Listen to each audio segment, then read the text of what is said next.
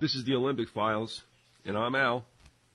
And I'm Theo, and this is Once Upon a Time Part 5.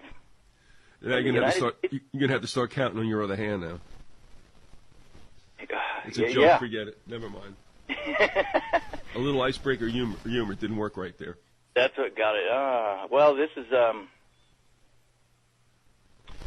Al. You and I are corporations because the United States is a corporation, and the state we live in, our respective states, those are sub-corporations, and the counties within those respective states are sub-corporations, and our cities are sub-corporations. So what does that make us? Sub-corporations? You and I with our capitalized letters on our driver's licenses and whatnot. The mortgage. Fictitious you and I. Well, people are. I don't really think they have a problem. They seem to have a problem with the United States being incorporated. Like we went through that with the two idiot brothers, if you remember. Yeah, the Eschaton brothers. Yeah. And it's like, well, what's the problem? I mean, one of the definitions of the United States is a corporation, and it's right out there on Manta and Veromi. But besides that, well, no. See, you see, they had a college professor that told them that wasn't true. And we know they never lie. Yeah. All right, but so people do have a problem with the United States being a corporation, and they do have a problem with themselves being a corporation. And the criticisms that were flimsy, that were leveled against us and Randy at that time, were really, I mean, they came back with the one email saying, well, try to take your labor to the stock market. And it's like, what are you talking about? That's something you said. You create the statements you want to debunk yourself. Don't bring that thing in here. We never said anything like that whatsoever. But we are, and I guess, and again, I don't get deep into this legal stuff, but as corporations, we're also persons as well, and that comes from, and that's the other thing. They said, well, what do you think it is, Roman law? It's like, yeah, jerk, it is Roman law.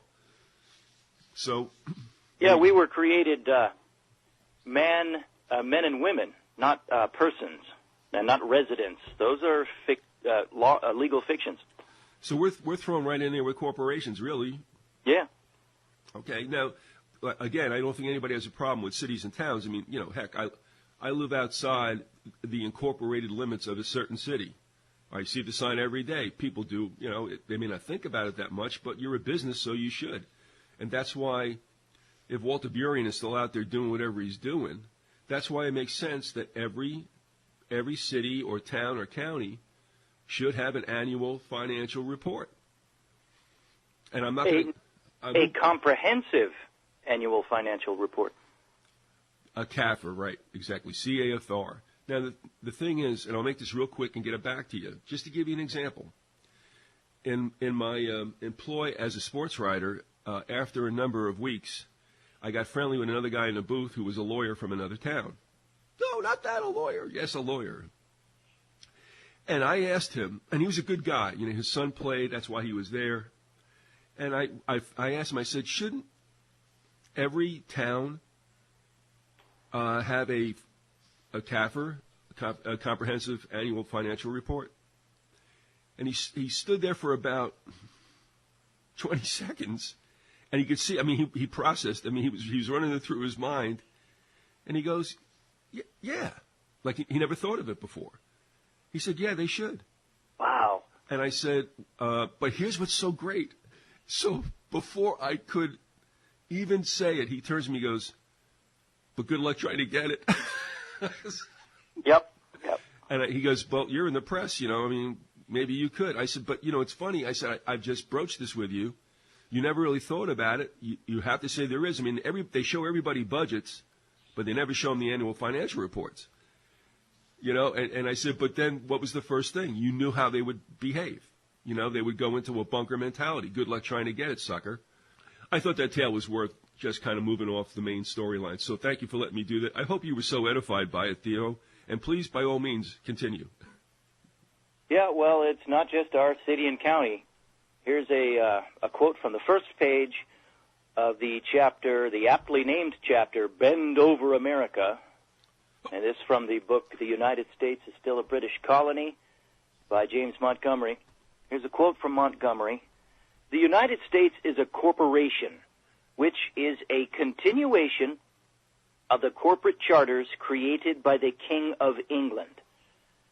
The states, upon ratifying their individual state constitutions, became sub-corporations under and subordinate to the United States. The counties and municipalities became sub-corporations under the state charters. The United States is still a British colony. We are still subject to the king. The king declares our taxation will be forever. And, okay, you want further proof? Montgomery went to his particular state constitution, and for him that being North Carolina. And he writes of that, he says, you have to continue to go back in historical documents and see if what you have been taught is correct. The following quote is from Section 25 of the 1776 North Carolina Constitution Declaration of Rights. So this is from North Carolina again. And it says, and provided further, that nothing herein contained shall affect the titles or possessions of individuals holding or claiming under the laws heretofore in force, or grants heretofore made by the late King George II or his predecessors, or the late Lords Proprietors, or any of them, and that being in the Declaration of Rights, 1776, North Carolina Constitution. Montgomery writes, can it be any plainer? Nobody reads. They take what is told to them by their schools and government as gospel and never look any further. They are, of course, quick to attack anyone that does do so because it threatens their way of life. It rocks the boat. So it, of course, says that whatever they're signing in 1776, it's not going to nullify the laws and the titles that have already been signed. That is, signed over to the King of Britain. Are you referring to the Declaration of Independence? Is that correct? Yes, this 1776. This would have been the same time. But the thing is, that was a nice little essay, but there was nothing binding to it. Oh, you mean the Declaration of Independence? Yeah. Yeah, I mean, if you're referring to 76, my point is that it's a nice document, but there's nothing binding in it. It's kind of like a pledge, if you will. So, in fact, it would have been better if that were the law of the land besides, rather to supplant the Constitution. But, again, that was something that was put out there for declaration, hence the Declaration of Independence, but it had nothing binding. So, I mean, the Brits looked at it like, that's cute. Okay, great. You know, they rubbed our heads and said, go on. So. Yeah. And there's, well, as far as actually owning the land, Montgomery goes on. This is a couple of pages later. He says, there was no way we could have had a perfected title to this land. Once we had won the Revolutionary War, we would have had to have had an unconditional surrender by the king, and this did not take place. It's not what took place at Yorktown when we let the king off the hook. Barring this, the king would have had sold us this land for us to have a perfected title, just as the Indians sold their land to the king, or the 8 Carolina proprietors sold Carolina back to the king. And this is the key here. The Treaty of 1783, the one that King George wrote, dictated, the Treaty of 1783 did not remove his claim and original title because he kept the minerals. Oh, okay. Let me, a couple more sentences here. This is key. Let's see. The king could not just give up America to the colonialist, nor would he. He would, in fact, violate his own law of mortmain to put these laws in dead hands, no longer to be able to be used by himself or his heirs and successors. He would also be guilty of harming his heirs and successors. I refer to this couple of shows back that, the royalty in Britain, they weren't stupid. Long ago, they wrote a law that prevented any weak or under duress king or queen from giving away the keys to the storehouse, which everything in that storehouse was, of course, it's due to be inherited by his posterity. And so they passed a law long ago to where no king and queen could do that. Well, it goes back to what we said earlier, that the law of the world is business. It's mercantilism. Yeah. It's not any of this stuff about, like we said, giving huddle masses yearning to be free a place to hang out. It wasn't like that at all. It was about new markets and it's about business. And I wouldn't even argue whether that should be the case or not, because it's been the case. I won't get into what should have, could have been, but that's the way it is. And it's still to this day. It's all about the money. It's not about freedom. The degree of liberty and freedom that we have here is based on how much money you have. The more money you have, the freer you are. Would you agree or disagree with that? Well, in practical everyday matters, that's usually so. Yeah, I don't think people with a lot of money have I don't hear them yelling about freedom and liberty and all this other stuff. They're, John the Baptist or Gandhi or something, and they're really okay with monastic poverty. Well, in essence, we still can be that way to a certain point. We have no way of getting out of the system per se, unless you're rich enough to do that. So as long as you labor and you get paid slave wages, it's a question of how free are you in your mind. And I know that sounds awful, psychobabble, but it is true. Don't get hung up on it because you can't take it with you, and you're not going to be here all that long. So, But it's all about business. There's no two ways about it, and that's what happened here as well. And if you think about it, what was Britain's greatest colonial tool? It wasn't guns at the time. It was opening up countries to the markets, the British East India Company, right? And also what happened here, which was mostly, I think, the work of the Virginia Company. So there you have it. I mean, that was the way they spread their reach. Then afterwards, they sent in the military to keep things the way they were. I don't know. Did you ever think about that? Yeah, and I would even wonder if you want to talk about a specific key that opened those things up, I wonder if you would point to the barristers of England as being that tool. Well, there's a progression here. You're right. And I forget, I had an interview with someone, we went back and forth about it, kind of kiddingly or tongue-in-cheek. But what is the progression?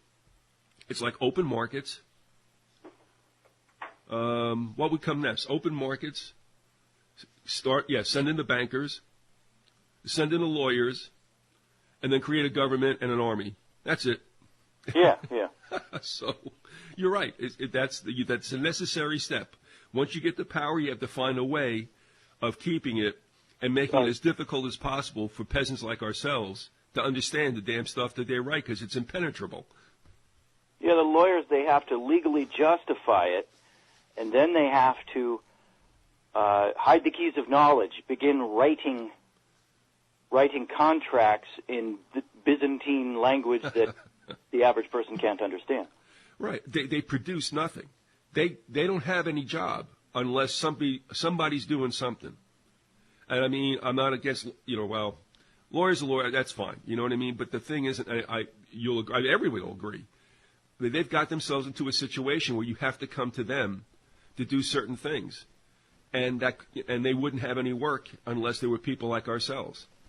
And so they write this somewhat arcane language. As you said, they set themselves up as a somewhat secret society, one that's more out in the sunshine than others. And they're just, they're parasites on your rear end. And some of their language games that they play, they set themselves up as a priesthood, really, right. with their language. But some of it is so puerile, so childish. It's like a game that a little child would play in the sandbox to keep others from playing with his toys. What I mean by that is they'll play these little linguistic word games or punctuation word games that are so childish, and yet it works. Like, for example, here's a quote from the same chapter by Montgomery. After he writes, the U.S. Constitution is a treaty between the states, the geographic states, creating a corporation for the king. And then he writes, he offers a quote later on. He says, in the below quote, pay attention to the large, or capital S, state and the small, lowercase s, state. The large, capital S, state is referring to the corporate state and its sovereignty over the small, lowercase state because of the treaty. And then there's this paragraph from a court case where obviously this judge was hip to the whole deal, where he alternates. One moment he'll be talking about the lowercase s geographic state. The next moment he'll be talking about the uppercase legal fiction district state. And this is from the court case is from, it's Hamilton versus Eaton from 1796. So you see the little punctuation games even they play. It's just childish, but it works. Before you move away from this, I want to go back to what you said about it's almost lawyers, right? Or almost like a priesthood. Yeah, yeah. Well, tell me something. How did this happen? All right, think about a courtroom. Think about a church. All right? Yep. Who comes in their black robes and everybody stands up? The judge? And that's right. And the preacher, pastor, priest. I mean, whether they have something on over that vestment. But in black, comes in, everybody stands up. Then you've got the certain levels. You have, what would you call it? Is it the narthex? Is that what they call it? I don't know. No, the sanctuary, I guess. Yeah, The narthex is on the other end. Okay. They have the sanctuary where again, the pastor, preacher, whatever, priest, sits on top, above everyone, just like the judge. Yep. Then a couple levels down, which I think is kind of funny, off to the right, you either have the choir box or you have the jury. Yep. And then, and you got all these levels. And, of course, there's the pews with the chairs for everyone to sit in and watch the proceedings. What in the world happened there that those two scenarios are so alike? On the website georgegordon.com, that guy goes into great detail in a short little essay, and he specifically was in a contentious talk with a corporate pastor where he was telling the corporate pastor, who was from Tennessee, he chided him because the pastor was trying to chide him, Gordon first, and Gordon pointed out to him that if you are in the legal system of Tennessee, and he outlined what you just went through, only in more detail, he said, you are obeying that religious system. And yes, everything to a T. Even the bailiff is like, I don't know, the usher or something. Yeah, there you go. There's even further. That's right. Uh-huh. Yeah. Yeah. So you got to wonder why that is, but nevertheless, it is. And what you had said, whether you knew what you said at the time about it almost being like a priesthood, I guess you could say it was a priesthood, Yeah, and it continues to be. All right. There are two things that Montgomery writes about in I guess it's mainly in this work of the two. The United States is still a British colony. Two things I wish he had gone into greater detail. He goes into some. I just wish, at least for me, it's not clear enough. One of them is he states that in the 1840s is when the law of the sea, admiralty, came onto land through a series of court decisions in the 1840s that are now called the insular cases.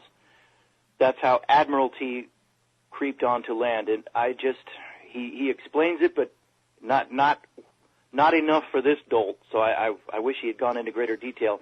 The other thing that I'm looking at right now that pertains more to what we're talking about today, I wish he had gone into greater detail about this for myself. There was something, maybe, Al, maybe you know about this. There was something that was set up, and I think it was set up even before. Yeah, it was set up even probably when the Pilgrims landed or shortly thereafter. So this is before the Revolutionary era.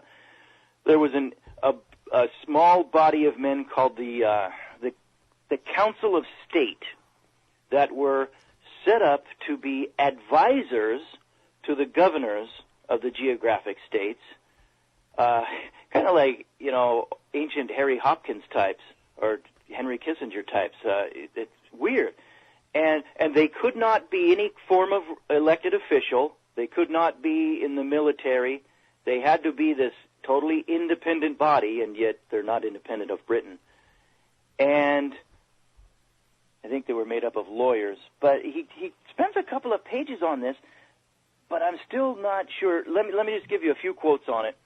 He said, "The job of the first Council of State was to make sure the governor followed the king's wishes, that the laws they passed had to conform to the king's law." Skipping down here, Montgomery says, "The Council of State still exists today, although it has been modified several times." And then he lists who could be in on this Council of State and who couldn't. No treasurer can have a seat, nobody in the House of Commons, which would be the the House of Representatives, no officer or regular in the Army of Navy, no Secretary of State or Attorney General or clerk of any court record. The next page, Montgomery writes, "The king continued to rule through this Council of State until several things were in place, namely his bank, his laws, and his tradition. The king succeeded by the acceptance of the American people that they were free, along with the whole of our history not being taught in our schools." Excuse me. "The next change to the Council of State came at the conquest of this country," which is referring to the Reconstruction in 1868, I guess. He gives a quote here that says, "Even up till 1868, in North Carolina, the Council of State shall advise the governor." But then he writes this, and this is the last paragraph on this.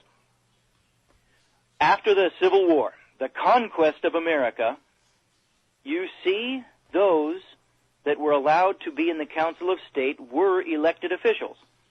Under the 1776 North Carolina Constitution, it was still unlawful for these elected officials to be councils of state. Why? Because the king could not trust the common man to obey him now that they thought they were free. After the Civil War, the Council of State was no longer needed to fulfill the public policy of the king, but the Council of State still exists today. It is just in a reduced capacity as far as the king goes. Now, the king had the 14th Amendment, his lawyers in the government, his bankers in control of the government's money, and above all, the greed that causes most in office to continue the status quo." So after the Reconstruction and the so-called passing of the 14th Amendment, the Council of State was no longer important. It apparently is still around in some capacity. But I wish he was more clear as to who these guys were. I think he tries to be. I needed more clarification. Clearly, this is an important little body of, I don't know, what do you want to call them, spies or what? We might be able to get in touch and get some clarification on that. Okay. The thing is, we talk about the kings and such. Just to make one thing clear right now, if you think kings and queens or whoever are the crown heads of whatever countries in Europe are effete, think again. They're going to come roaring back big time after their little masquerade is over. They've sat back and allowed their countries to go through this experiment, most of which is called social democracy over in Europe.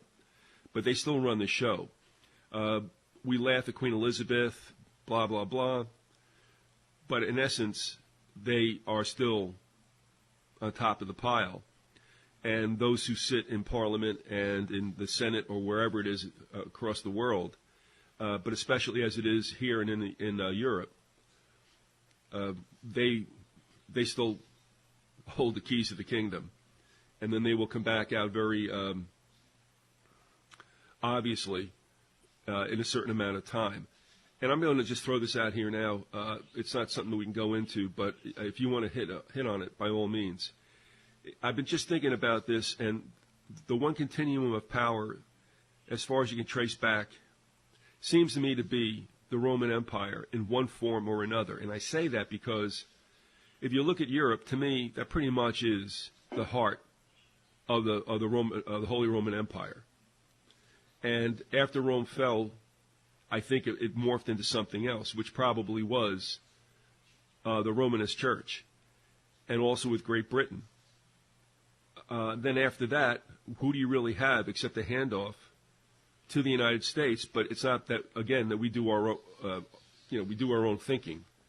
We're still at the behest of not only Britain and the Vatican, but I would say the Roman Empire in general, which you could call it the EU. So I know that's kind of out there, but seriously, if you think about the one power on this earth that lasted as long as it did, even though, like I said, it might have morphed into different shapes and is coming back one last time as the final Holy Roman Empire, I would say, it's Europe. You have any thoughts on that in particular? It just brings to mind one of the more memorable images from that massive tome of Carroll Quigley. And no, I don't think that Quigley was telling the whole story or anything like that, but it was an impressive work, and he did, of course, reveal a lot of stuff. But he writes, it was really captivating writing, historical writing, as well as all of the things he documented. But he wrote how he was trying to envision what the German tribes must have felt like when they came upon Rome just as Rome was collapsing. And he notes how, and he talks about the next couple of centuries, where these Roman tribes, they were, even though they had come upon this crumbling empire of Rome. You mean the German tribes? Yeah, I'm sorry. I said Roman. Yeah, you mean Germany, or when they came upon the crumbling Rome. Go ahead. Yeah, the Visigoths, and the various other ones. They nevertheless were still so impressed with the Roman Empire, of what they did see of it, that they kept trying to recreate it within their own ranks for the next at least couple of centuries. And they couldn't quite get it down, but they kept trying to copy what they had seen, the vestiges of it. It was fascinating. Yeah, I had never thought of that until I read that by Quigley, but he's definitely right there. But you know what? Yeah, humankind has been trying to, at least in the West, has been trying to recreate the Roman Empire ever since then. In the West? I'd say this, that we were, let's see, it sits with us, I think, but it really doesn't, and we've gone through that because of the relationship that we have with Britain. It makes it seem like we're all that, but we really aren't. Again, Britain's elite in the city of London have just kind of sat back. It does not matter to them that they aren't credited with this awesome power. And if you take a look at the families in the United States generationally who have run this place and certainly have grabbed it lock, stock, and barrel in the 20th century. I mean, look at Rockefeller, Carnegie, those families. It doesn't matter that nobody's paying attention to them. I mean, they're true professionals. They know they run the show. At least they take their orders on this side of the pond, and they get things done. And they don't mind that they're not out there in the limelight. That's really where it's at. So, like I said, they're consummate professionals, and they don't need to necessarily have their names in the paper and whatnot, but they certainly have the money, and they know exactly who runs it, and that's enough for them. Yeah, this country is run by, like you said, on this side of the pond, by the dynastic clans, like the Rockefellers, Mellons, DuPonts, just a few others. Yeah, Carnegie, Ford. The Pews, and there's just a smattering of others, yeah. Yeah, so that's where we're at. We're at the last, I guess, in the final throes of whatever this is around the world. It's going to eventually come back to the Roman Empire. If it's the EU, whatever you want to call it, they're not going to get a hair harmed on them. They're still running the show, and then they eventually will come back out when we get what was promised us, and that's this new serfdom. So our role in it has been to expedite that, and we've done that for a century. And by the way, what I said about the robber barons grabbing power, they had that going into the 20th century. They had already started on trying to make policy, if you will, in so many sectors of American life. And certainly, as you progress through the 20th century, you can see there's less and less congressmen and senators who haven't been bought. And to this day, you might get a rookie that comes in there, doesn't want to play ball, doesn't want to do what D.C. does. They won't stick around long. So we have no government per se. We just have a body that looks like it's a political process, but it is not. And well, go ahead. You wanted to say something? Oh, yeah, you jogged my memory about something that I was just reading about. And actually, this is in the other James Montgomery book, A Nation Defeated in Victory, where he provides, you mentioned fewer and fewer congressmen who were willing to stand up and try to stop the takeover of the robber barons. In the first half of in the early stages of the 20th century, when the robber barons were sealing the deal, passing their Federal Reserve Act and the Income Tax Act, if you can call that having been passed, there are quotes, really poignant quotes from congressmen like Lindbergh's father, of course. Who's? Charles Lindbergh Sr. Right. And there are also two others who, oh, man. One of them was Congressman Louis McFadden. McFadden, that's right. Mm-hmm. And another one was Senator, whatever else you think about him, he was right about this, Senator Huey Long. Those guys were railing against what was going on. You know what it was? They really got up in arms over the 1933 Banking Act, yeah. Banking Act by FDR. Long and McFadden did, and you know what? Guess what happened to both of those guys? They had some really mysterious deaths. Obviously, Long was obviously assassinated, and McFadden was probably poisoned. I know Eric Phelps thinks that. He probably was. Right. Interesting, too, because Huey Long really liked Smedley Butler. Mm.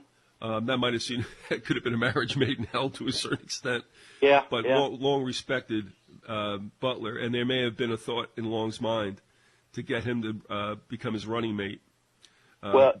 Long was a legitimate threat to FDR to take the presidency from him. And, even in that mainstream movie called Kingfish, where John Goodman played Huey Long, they even imply that. They actually imply that FDR had some kind of a hand in the assassination of Huey Long. You watch that movie, and that's what you come away with. But, I mean, he wasn't a threat to FDR. He was a threat to the power block that supported FDR, which is Wall Street. Exactly, yes. And that's why that whole deal, I think we spoke to this before. If not, it's been a long time. You and I are both aware of it, so we kind of forget to whom we've not spoken this. But this whole thing about Wall Street supposedly throwing a coup, trying to raise an army, and then have Butler lead that army down on Washington to throw out FDR, to me is total bunk. I've gone through enough of it with other authors and Butler's own papers. To me, what this did was, it was a ruse that engendered a certain amount of sympathy for Roosevelt, because they knew what was going to happen. The power brokers knew what was going to happen with FDR in office. And they didn't want any threat to that. And at that time, let's say that they could not manipulate the elections as well as they can do today, or even 50 years ago. So they didn't want anybody to rock their plans. And the Kingfish might have seemed to have been a problem for them, and that was eliminated. But, I mean, I would just say that FDR obviously didn't do anything that he wasn't told to do. And he certainly was Wall Street in his early life. I mean, the guy, both the Roosevelts and the Delanos, both were Wall Street through and through. He, when he was a lawyer, had an office downtown in the Wall Street section. So and, as you yourself have even noted before, I think you came across a reference to this by Fletcher Prouty, that the British may have offed FDR himself. Yeah, in fact, it's ironic. In the wee small hours of the morning, I couldn't sleep, and I just took a look at that. And I'm going to put a link up to that because that states the case clearly. But it's interesting, yes, that there's a thought that he was either assassinated. Well, something he committed suicide. Let's just put he was offed. And there's enough reasons why he could have been. And this goes back to what we had said, that the record showed that Hoover was originally desired to break the Banking Act on the people in his lame duck period of presidency, because at that time presidents didn't take over till March, not January. So Hoover had this lame duck 90-day period, and they wanted him to do it, and he was like, no way. And they really had less of a grasp on him because he was going out the exit door. So Roosevelt didn't want to do it. Hoover said, I'm not doing it. And so FDR got the pleasure of breaking the Banking Act to the United States. Also, it could have been that he didn't have the stomach to okay the two atom bomb explosions in Japan, of course, in Hiroshima and Nagasaki. And if he didn't have the stomach for it, as we had said a couple of shows back, Harry didn't mind, and Harry went ahead and did it. So, yes, I mean, assassination is the game. And, of course, we don't have any in the United States because there are always lone gunmen running around. It's baloney. So, yes, there is some thought that Roosevelt did not die from organic reasons, a cerebral hemorrhage. And then that goes back to the story about Gromyko being sent by Stalin to take a look at his body in state, and we're like, no, don't. Because if you had a cerebral hemorrhage, you would show certain signs. Yes, that's it. Now, there's another thing, too, where I think you wanted to go, and your point's well taken about some of the senators, congresspeople, even into the 50s. We talked about the Cox and the Reese commissions that were trying to find out what in the heck the tax-exempt foundations were doing, and they were thwarted at every turn. But going back to what we were talking about the United States in its final stage, we're being used, and we're going to be thrown away eventually, but not before our money, our lifeblood, is absolutely drained from us. Where do you think the jobs went? Where do you think the corporations went? And then eventually they're going to get us into another war, kill off as many people as possible, and then there'll be no more United States as we've known it. There'll be no 700-pound gorilla on this planet. It won't be China and it won't be Russia. At that time, everybody's going to play ball and be nice. But going back to this whole situation about draining out the lifeblood, we think about where our tax money goes, or some of it, and we understand that the Federal Reserve is a private bank. But the Tea Party, for instance, who finally, I guess along with Glenn Beck, that jerk, I guess they finally came upon the fact that that is the case, that the Federal Reserve is not federal, no more than Federal Express is. And they think that they got the keys to the kingdom now because they're going to go ahead behind Ron Paul and they're going to throw out the Federal Reserve. And they don't understand that nobody messes with the Fed. We said that before. You mess with the Fed, you're dead. That's it. Ron Paul can make all the nice noises he wants to, and every 4 years he doesn't go anywhere with this. And in the time in between the presidential elections, he makes a lot of nice noise. Nothing ever gets done except he gets reelected in his district. They'll reelect that fart even when he's been dead 10 years down in Texas. Now, it does not end with the Fed. Isn't that where you were going with, Theo? Yeah, it's really nice that the patriot types have finally caught on and found out about the Fed, and they're right in as much as they go there. But, you know... You don't mess with the money. You never mess with the money. And okay, so congratulations, folks. You've scratched the tip of the iceberg. You found out about the Fed. Do you want to know about the rest of the iceberg? Do you want to know what's actually under the water? Because the Fed is connected to and subordinate to the British Exchequer, which is a part of the British Crown, and the Crown is not the king. The Crown is the corporation of bankers, I guess, would be how I would explain it. But here's a quote from James Montgomery about the Fed and the British Exchequer. He writes, "What I will show you next will shock you. I made brief mention of it in Part 1, that taxes paid in this country were under treaty to the King of England. How about if I told you that the law that created our taxes and this country's tax court goes back in history to William the Conqueror. And to further help you understand the below definitions, the Exchequer is the British branch of the Federal Reserve. Here's a definition from Ballantyne's Law Dictionary. Exchequer, the English Department of Revenue, a very ancient court of records set up by William the Conqueror and intended principally to order the revenues of the crown, to recover the king's debts and duties. It was called Exchequer, scacarum from the checked cloth resembling a chessboard. Oh, a Masonic reference there, which covers the table. That's from Ballantyne's Law Dictionary. This is from Black's Law Dictionary, 4th edition. Exchequer, that department of the English government which has charge of the collection of the national revenue, i.e. the Treasury Department. This from Bouvier's Law Dictionary, 1914. Exchequer, in English law, a department of the government which has the management of the collection of the king's revenue. And we are under that. Let's see. Oh, how is the word exchequer is still used today?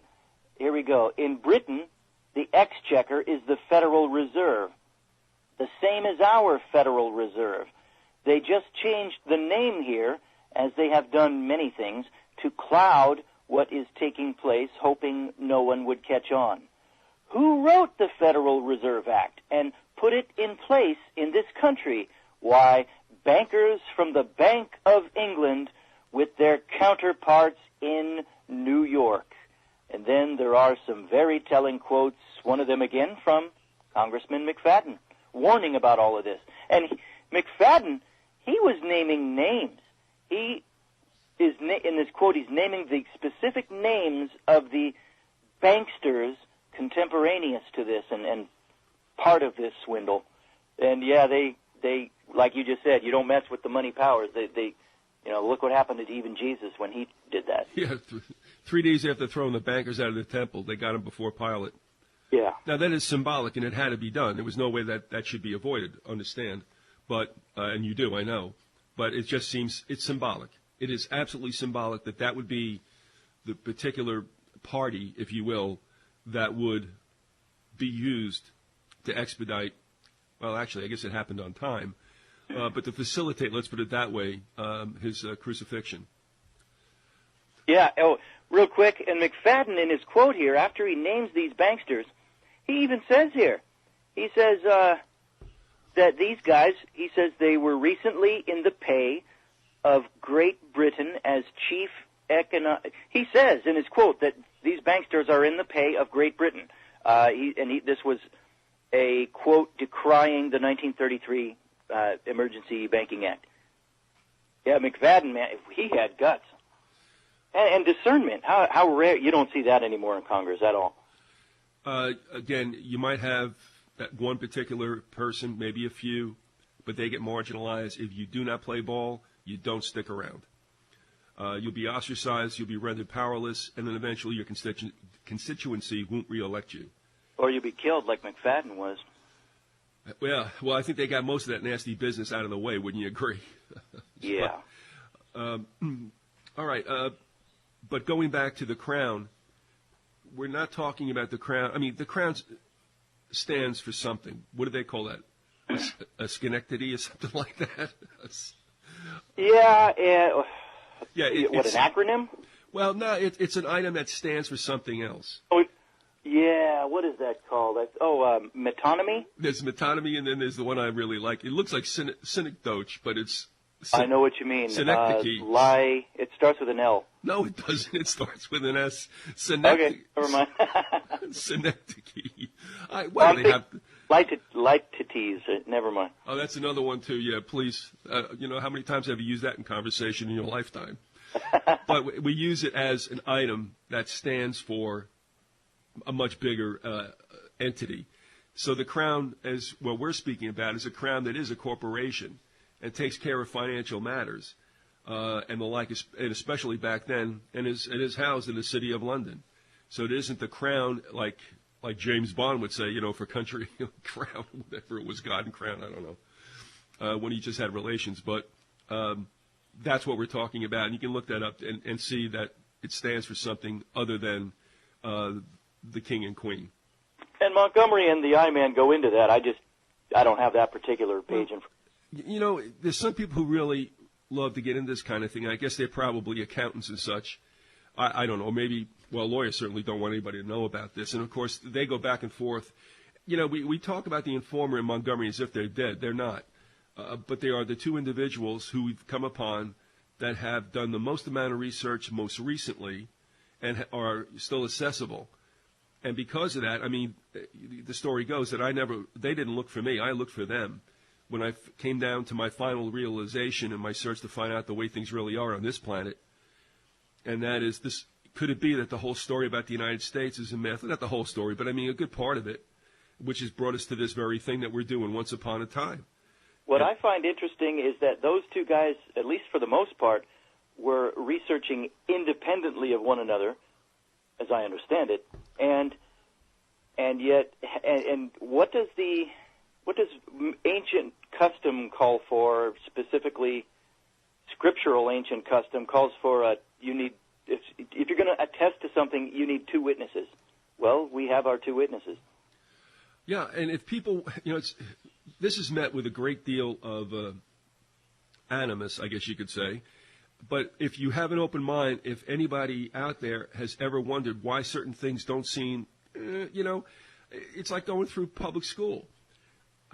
You have this thing called the Electoral College, and, as a kid, I raised my hand and said, teacher, does this mean that we really don't vote directly for the president? Yeah, that's right. And, the teacher not being, not trying to be anything except available to answer your question was subject to this same brainwashing. Is like, let me see. Same thing with lobbyists. Teacher, why do they have lobbyists on the Hill? Wouldn't that be called bribery anywhere else? Yep. And it's like, let me see. Well, our history is full of it, but we just kind of dust it over and walk away. And after a certain amount of time, I got tired of doing it. I had the dubious blessing, if you will, to have been born early enough that I heard and I saw stuff right after World War II in Korea. It started then, and I couldn't figure it out. Who cares? So, some of that stuff was still around. But, you go around in your life, you're not going to find too many people that want to share that with you, so you just forget about it and go on. Till a point comes when either you just say, I don't care, or, you know what, let me take a look into this. And that's what we've both done. And like I said before, the problem with Americans is they've been propagandized into believing they can't be propagandized. Now, we were to tell the Tea Party that this Fed goes back to Europe, to the international bankers, and that we're still paying tribute to whatever crown you want to talk about, and they'd laugh themselves sick, the idiots. And that's a great example of having partial knowledge is worse than having no knowledge at all. They just think that Ron Paul's going to throw out the Fed and everything will be good again. Oh, man, never in your life will you ever see it. It is impossible for that to happen. So, could I just share two anecdotes real quick? Oh, please, yeah. All right. You'll appreciate them, and I think you know them both. But I think it should be brought back out, and we're not going to explain it right now, and people are going to laugh themselves silly, but I'll tell you what, it is the truth. Deal with it as you may. One of them comes from the informer himself when he wanted to expunge himself from the IRS. He had written, a lot of people do it, whatever a lot is, compared to the population, the total population is a small fraction of a percent. But it does get done, and God bless them. Good for them. But you got to watch when you mess with the feds. So the I-Man went ahead and got himself out, furnished the documentation, crossed the T's, dotted the I's. But he stated that he didn't like the response he got from the IRS. He thought it was a little ambiguous. So he was not going to bite it, thinking that it might have been a baited hook. Instead, he filed paperwork with the nation-state known as the Vatican. Yes, he did. And then the Vatican sent it to the Attorney General of the UK and said, get him out of the system. And they got him out of the system. Now, if you believe that to be true, and you should, what does that tell you about the power in this world, financially and otherwise? We're not talking about... I'd love to know what he said in the letter. I'm assuming he still has it, but when we spoke, and we did that on air years ago, the documentation. Again, it's like reading a phone book, but you got to do it if that's, if the goal is to get yourself out legally. Now, the other story comes from a missionary who has a sister that's an academic and was attending a conference in Austria and asked her sister, the missionary person, if she'd like to come over. And she said yes. And so she had to find things to do when the conference was in session. And I believe this was in Vienna. And she availed herself of what was there in a palace-like setting, but there was a library. And her statement to me was, after she got done looking through what was there, she said they had every U.S. tax code book in the world. And she said, all I can tell you is that from the time I was there, which wasn't much, and from what she looked through, she said it was very obvious that the United States taxpayers paid, they financed the Marshall Plan to reconstruct Europe after World War II deconstructed it. So that's what all we're talking about is the financial ties that this country has. We're still paying. We've never stopped paying taxes or tribute to the powers that be. That's all there is to it. So, to say that you're going to get rid of the Fed is crazy. And you remember, don't you, when I had that interview with Bill Still, who was talking about how powerful the Fed was. This is in back of his book, The Money Masters, right? Yeah. And you remember, you know where this is going. And he's talking about how the Fed is so powerful, blah, blah, blah. But here's Still, and this is back in what? Oh, no. He did the Jackie Gleason thing out. Yeah, go ahead. Yeah. And he says to me, well, he goes, well, George Bush will take care of that. This is the son. And I said to him, but what you've said is true about the Fed. I don't think George is going to do a whole lot. He went, well, yeah, probably, That's when he did the homina. So, I mean, people think they got it down, but they can't get the whole thing through their head. They stop at some point because either they choose not to go any further or they just can't, it just doesn't process. But it's the truth. That's the way things are. And as you said before, I mean, the reason we have admiralty is pretty much the way things started from the very beginning with the Phoenicians. You needed something to control commerce on the waters. We had the law of the sea. And then the law of the sea was brought in on land, called admiralty. I mean, that's the history of world commerce in 15 seconds. Your thoughts on that, Theo? Yeah, I think it needed to be a particularly stringent law because when you're on the sea, you're alone and far away from your government. So they made it peculiarly hard, I think. And then, of course, when you bring that back on to the homeland, then, hey, you get this what we have now. This onerous set of laws. The problem is it is hard, and we're going to have to wrap it up. So I'm going to give you a last shot. You got about a couple of minutes. Okay. I would think you would agree that our struggles here, as those people who are born in the United States of America, you want to be the man and woman, the flesh person that you are. You'd like to be that alone, but you're born in this system, and as a result, you have to deal with that other persona that you do have. And this is what we spoke about at the beginning of the show. There's a reason why on certain documents your name appears in capital letters. It is not a style choice. It is legal. And that is the other part of you that belongs to the corporation, whether you want to call yourself an employee of, a slave of, whatever you want to say. But that's the way it is. And you try to live your life without being crushed by that other persona. And as I think we can see now, it's becoming tougher and tougher to come up for air, and it's going to be that way. And I would assume that the only way that this can lead, the only place it can lead to, with what's happening with us right now and will continue at an accelerated rate, is a financial collapse to make everybody sit up and pay attention to the new motherland. And that's I'll call it a day for myself there. I'm going to throw it to you, Theo. Close up if you would. Yeah, well, the ugly reality is the constitutional republic that was this country ended in 1868. And we, the little people, you and me and Joe Blow and Sally Housewife, Since 1933, we have had the legal status equivalent to the brickmakers, to the brick-making Hebrews in ancient Pharaohic Egypt. Unfortunately, I have all the facts in front of me proving this, unfortunately. Why is it unfortunate? Well, you know, like you say, sometimes the news just ain't good. It's so good, I know.